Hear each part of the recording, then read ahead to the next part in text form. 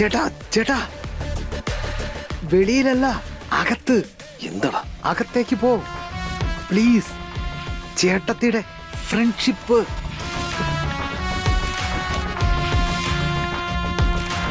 Please please ചേട്ടാ.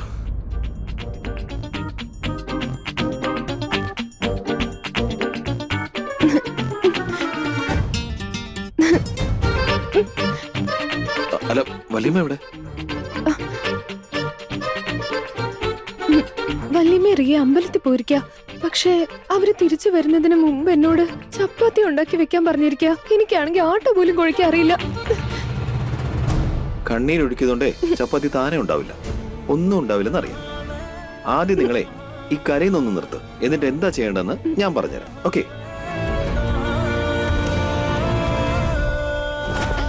ഈ പെണ്ണ് എന്തൊക്കെയാ ചെയ്യാൻ പോകുന്നതെന്ന് ഒരു ഐഡിയ ഇല്ല. പിന്നെ എല്ലാ പണിയും ഞാൻ തന്നെ. ഇവള് ഇതെന്താ?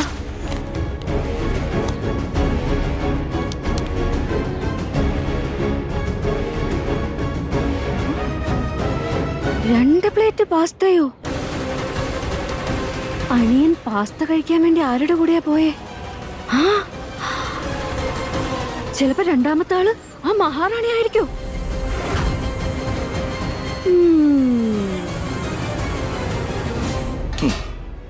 ഏറ്റവും ആദ്യം ആട്ടയില് ആവശ്യത്തിനുള്ള ഉപ്പിടണം.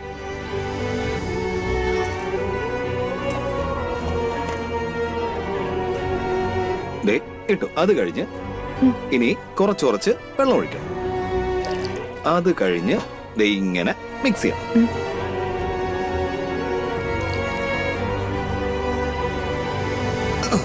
അപ്പൊ ആട്ട ഇങ്ങനെ ഫുട്ബോൾ പോലെ ആവും. ഈ ഫുട്ബോളിൽ നിന്ന് നമ്മൾ ഒരു കഷ്ണം മുറിച്ചെടുക്കുന്നു, എന്നിട്ട് അതിനെ ഒരു ടെന്നീസ് ബോൾ ആക്കുന്നു. ബോൾ അതിനുശേഷം ഇതിനെ അതിൽ വെച്ച് പരത്തണം. ഇവിടെ ഇങ്ങനെ വെച്ച് ഇങ്ങനെ പരത്തണം. പ്രസ് ചെയ്യുമ്പോൾ വളരെ ശ്രദ്ധിച്ച് പ്രസ് ചെയ്യണം, കൂടുതൽ ബലം കൊടുക്കരുത്. ഇനി നമുക്ക് ഗ്യാസ് ഓൺ ചെയ്യാം.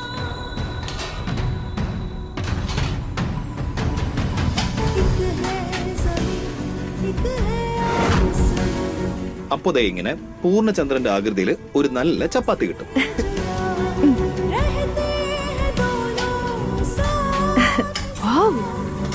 Thank you. നീ വളരെ നല്ല ടീച്ചറാണല്ലോ. ഇവരെ പറഞ്ഞു മനസ്സിലാക്കാൻ പറ്റിയ സമയമാണത്. നോക്കിഷ മാഡം, ഇപ്പൊ ആവശ്യത്തിന് ആട്ട, വെള്ളം, ഉപ്പ് ഇതെല്ലാം ചേർത്ത് കഴിഞ്ഞപ്പോ ഒരു പെർഫെക്റ്റ് ചപ്പാത്തി ഉണ്ടായില്ലേ? അതുപോലെ തന്നെ ബന്ധങ്ങളിലും ഇതുപോലെ ചില ബാലൻസ് ഒക്കെ വേണം. അങ്ങനെ ബാലൻസ് ഇല്ലെങ്കിലേ നമ്മൾ ഇനി എത്രയൊക്കെ ശ്രമിച്ചാലും ആ ബന്ധങ്ങളൊന്നും നിലനിൽക്കില്ല. ആ, എന്റെ വീട്ടിലും നിങ്ങളുടെ ലൈഫ് സ്റ്റൈലിലും ഒന്നും കോമൺ ആയിട്ടുണ്ടെന്ന് തോന്നുന്നില്ല. വല്യമ്മയാണെങ്കിൽ നിങ്ങൾ ഇഷ്ടപ്പെട്ടിട്ടില്ല, ഇനി ഇഷ്ടപ്പെടുമെന്ന് എനിക്ക് തോന്നുന്നില്ല. നിങ്ങൾ അതിന് എത്ര ശ്രമിച്ചാലും ശരി, എത്ര ബുദ്ധിമുട്ടിയാലും ശരി, അതുകൊണ്ടൊന്നും ഇവിടെ ഒരു കാര്യമില്ല. കാരണം ഈ കാണുന്ന സ്ഥലം നിങ്ങൾക്ക് വേണ്ടി ഉണ്ടാക്കിയതേ അല്ല. അതുകൊണ്ട് ഒരു സുഹൃത്ത് എന്ന നിലയ്ക്ക് ഞാൻ നിങ്ങളോട് സത്യസന്ധമായിട്ടൊരു കാര്യം പറയാം. എന്ത് ചെയ്തിട്ടാണെങ്കിലും വേണ്ടില്ല, നിങ്ങൾ നിങ്ങളുടെ അച്ഛൻ്റെ അടുത്തേക്ക് തിരിച്ചു പോകണം. പ്ലീസ് പ്ലീസ്, ഇതാണ് എനിക്ക് ഇപ്പോഴും പറയാനുള്ളത്. അപകടത്തിൽ സഹായിക്കുന്നവനാ കൂട്ടുകാരൻ, തോറ്റോടാൻ പറയുന്നവനല്ല. ശരിയാണ്, എനിക്കിവിടെ ഭക്ഷണം ഉണ്ടാക്കാൻ പറ്റുന്നില്ല, ഈ ജീവിതത്തോട് പൊരുത്തപ്പെടാനും പറ്റുന്നില്ല. പക്ഷെ ഒരു ദിവസം എല്ലാം ശരിയാവും. ഈ ചപ്പാത്തിയും എന്റെ ജീവിതവും.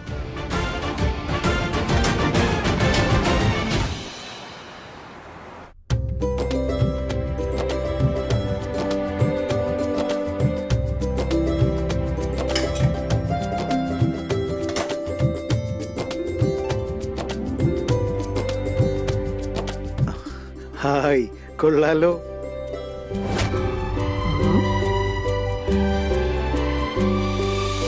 ഇത്രയും നല്ല ഷേപ്പിൽ ചപ്പാത്തി ഉണ്ടാക്കാൻ ഞാൻ വർഷങ്ങൾ എടുത്തല്ലോ. ഈ മഹാറാണിക്ക് എന്തെങ്കിലും മാന്ത്രിക ശക്തി ഉണ്ടായിരുന്നോ? അല്ലാതെ എങ്ങനെയാ ഒറ്റ ദിവസം കൊണ്ട് ഇത്രയും മെച്ചപ്പെട്ടത്? സമ്മതിച്ച പറ്റേഷ, നിങ്ങളൊരു ഫാസ്റ്റ് ലേണർ തന്നെയാ.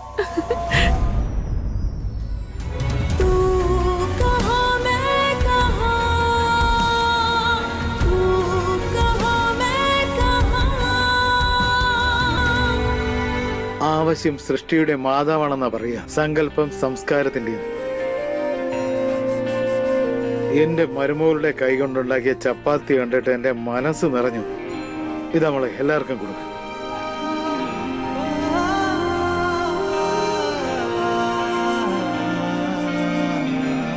അപ്പൊ അച്ഛൻ എന്റെ കൈ കൊണ്ടുണ്ടാക്കിയ ഭക്ഷണം കഴിക്കും. എന്തായാലും നന്നായി.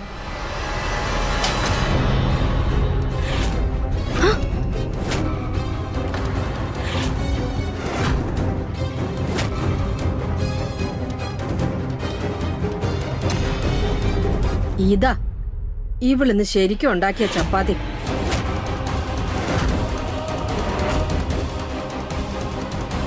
എന്റെ ഭഗവാനെ, ഞാൻ തോറ്റു. ഇരുട്ടി വെളുക്കുമ്പോഴേക്ക് ഇത്രയും നല്ല ചപ്പാത്തി ഉണ്ടാക്കാൻ പറ്റില്ല. അവരങ്ങനെ നന്നാകാനും പോകുന്നില്ല. എടാ സൂരജെ, നീയും ഇവളുടെ കൂടെ ചേർന്ന് കള്ളം പറയാൻ തുടങ്ങിയല്ലേ? ഈ ചപ്പാത്തി ഒന്നും ഉണ്ടാക്കിയത് ഇവളൊന്നും അല്ല, സൂരജിന്റെ പണിയാ.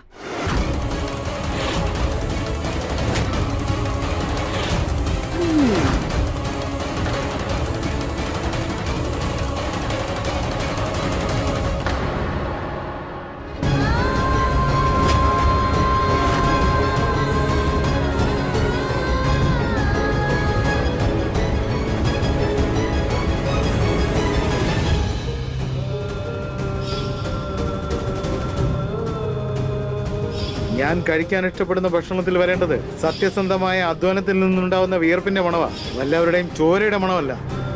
ഗുലാബ് സിംഗിന്റെ ഗുണ്ട ഉണ്ടാക്കുന്ന ഭക്ഷണം കഴിച്ച് ജീവിക്കുന്നതിലും ഭേദം ഞാൻ വല്ല വിഷം കഴിച്ച് മരിക്കുന്നതാ.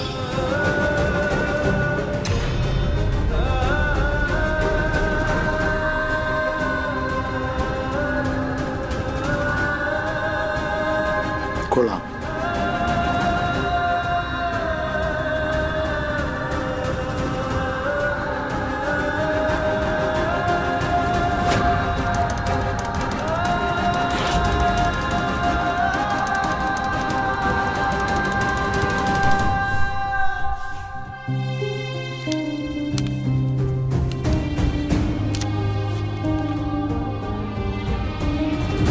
ഇതാ മോളെ, വാങ്ങിക്ക്. ആദ്യത്തെ ഭക്ഷണത്തിന്റെ സന്തോഷം.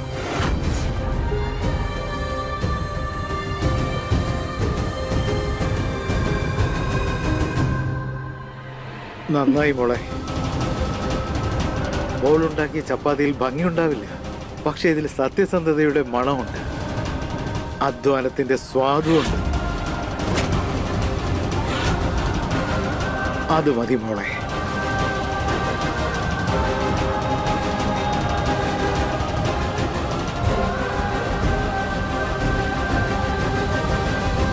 ഇവളുണ്ടാക്കിയ കരിഞ്ഞ ചപ്പാത്തിയൊക്കെ ഇവള് തന്നെ കഴിക്കണം. ഇന്നലെ രാത്രി കഴിച്ചതുപോലെ തന്നെ.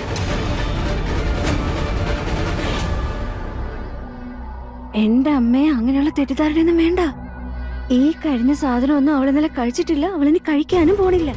അനിയൻ ഇവളെയും കൊണ്ടുപോയി പാസ്ത വാങ്ങിച്ചു കൊടുത്തിട്ടുണ്ട്. എന്താ വിശ്വാസമാവുന്നില്ലേ? ഇത് നോക്കിയേ, ബില്ല് സൂരജിന്റെ പാന്റിൽ നിന്നും കിട്ടിയതാ. പാസ്തയോ?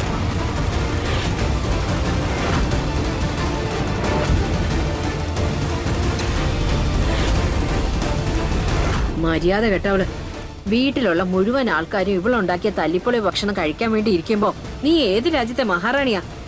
ഞങ്ങളുടെയൊക്കെ കണ്ണി പൊടിയിട്ടിട്ട് രാത്രി ഫാസ്റ്റ് ഫുഡ് കഴിക്കാൻ പോവാൻ.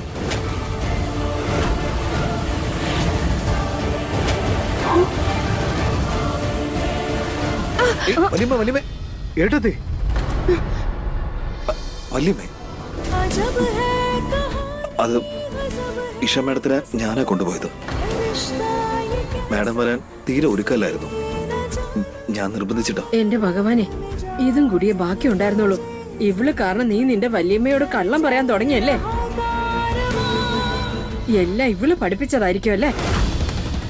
അല്ല വല്യമ്മേ, വല്യമ്മ തെറ്റിദ്ധരിച്ചിരിക്കുക. അങ്ങനെയൊന്നും അല്ല. മാറുന്നേ.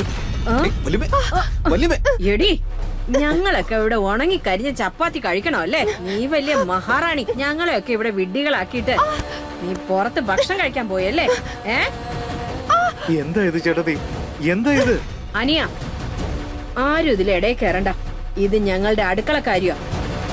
ഇവള് ഈ വീട്ടിലെ മരുമകളാണെന്ന് പറഞ്ഞല്ലേ ഇരിക്കുന്നേ. അപ്പൊ എല്ലാ കാര്യങ്ങളും ഇവള് അറിയണ്ടേ? ഈ വീട് എന്താണെന്നും ഇവിടത്തെ രീതികളും നിയമങ്ങളും ഒക്കെ എങ്ങനെ അനുസരിക്കണമെന്ന് അറിയണ്ടേ? എന്താ വേണ്ടടി?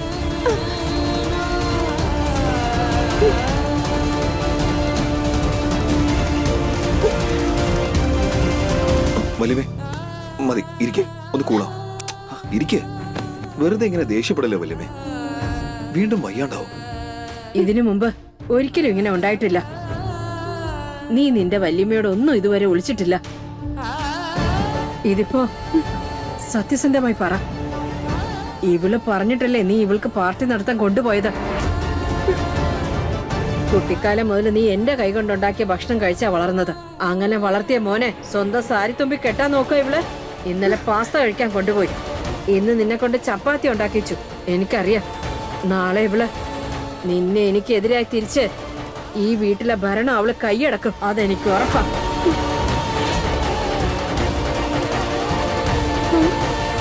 അങ്ങനെയുള്ള മുതലാ ഇവിടെ. ഇല്ല, ഞാൻ അങ്ങനെ ഒന്നും ചിന്തിച്ചിട്ട് പോലും ഇല്ല. വല്യമ്മ, ഞാൻ സത്യ പറയുന്നത്. ഇതിൽ മാഡം ഒരു തെറ്റും ചെയ്തിട്ടില്ല. വല്യമ്മേ പ്ലീസ്, ഇത്തവണത്തേക്ക് ഇത് പോട്ടേന്ന് വെക്കുന്നേ പ്ലീസ്. ഇന്നലെ വരെ അമ്മ ഈശയെ വാക്കുകളോണ്ട് മാത്രമേ തല്ലിട്ടുള്ളൂ. ഇന്ന് കൈ പൊക്കിയിരിക്കുന്നെ, അതുകൊണ്ട് അത്ര എളുപ്പം വിടാൻ ചാൻസ് ഇല്ല. ഒന്ന് മിണ്ടാതിരിക്കും. എന്തിന്? ഇന്നുവരെ അമ്മ എന്നെയാ ചപ്പാത്തി പോലെ പരത്തിയത്. ഇന്ന് ഇവളെ പൂരി പോലെ ചട്ടയിലിട്ട് തിളപ്പിക്കും.